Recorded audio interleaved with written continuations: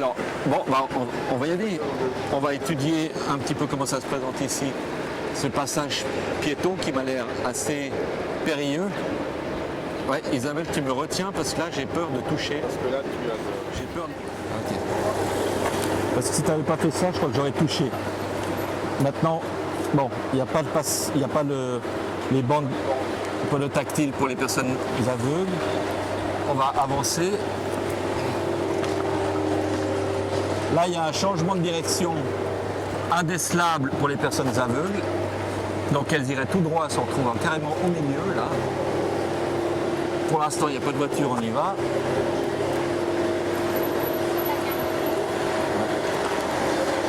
Voilà. C'est impossible de savoir où on va, là. Pour une personne aveugle, c'est impossible.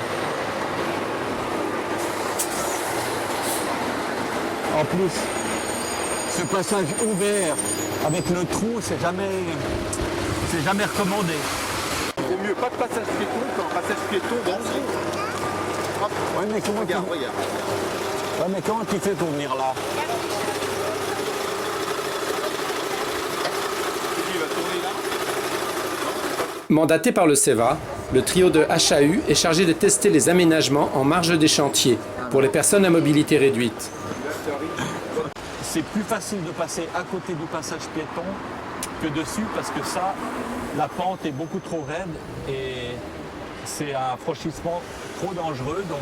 Il est dangereux parce que tu arrives avec les petites roues, elles se bloquent dans le liquide et après tu peux pas, Ouais, tu risques de chuter. Je veux passer pour les... Et là, évidemment, faire attention avec la voiture. Là, fais attention parce que tu es bas et t'attends pas forcément.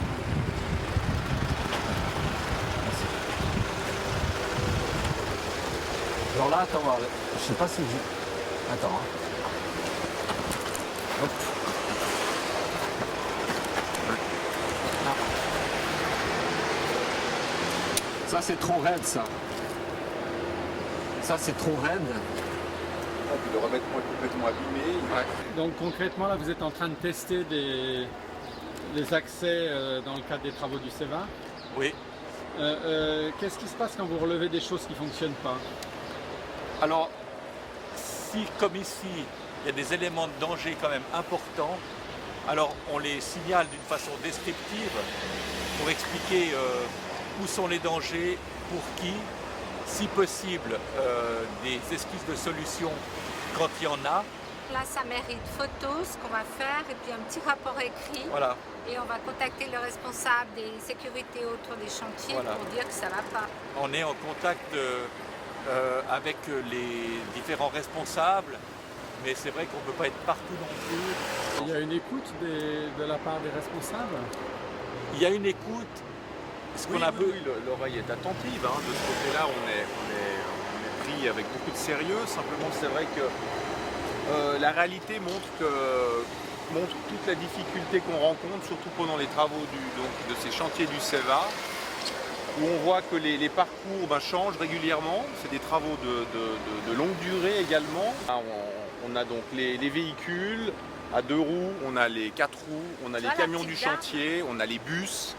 Donc il y a énormément de véhicules. En plus, on a le passage piéton qui est en plein virage, une signalisation catastrophique. Donc c'est vraiment, en tout cas pour nous, à notre avis, c'est un passage piéton qui devrait carrément même supprimer. La situation est aussi très stressante pour les automobilistes et les cyclistes parce qu'ils n'ont pas de visibilité dans le virage, là particulièrement. Et c'est vrai que même s'ils roulent lentement, ils sont attentifs à voir où ils doivent passer, vu que ça change régulièrement aussi. Donc c'est sûr qu'ils ont moins d'attention sur les piétons et les risques de couper la route à quelqu'un. Ce qui est important, vous disiez au niveau de l'écoute, c'est qu'au plus haut niveau, on ait des appuis qui passent le mot en dessous pour que nos remarques, nos interventions portent vraiment leurs fruits rapidement et concrètement sur le terrain. HAU participe donc à des cellules de travail sur les gares du CEVA, sur les futures gares du CEVA, sur les abords donc, des gares du CEVA pour qu'elles soient dans leur phase de réalisation évidemment accessibles à tout le monde.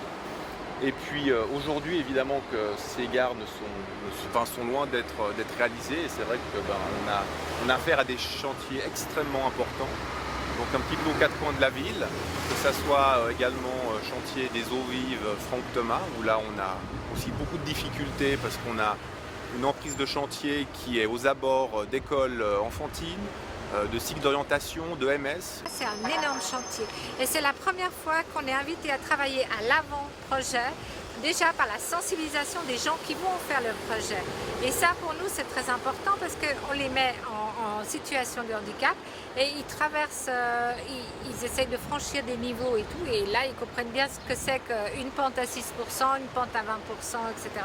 Et cette sensibilisation est importante. Après, dans les travaux, tu as tout le quotidien où il y a les changements de direction, comme on dit, les adaptations à faire, et là, HAU doit aussi être vigilant.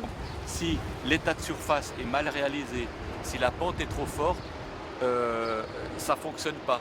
Pas pour tous. Et l'idée, c'est pas est-ce que certains peuvent franchir, c'est est-ce que tout le monde peut franchir.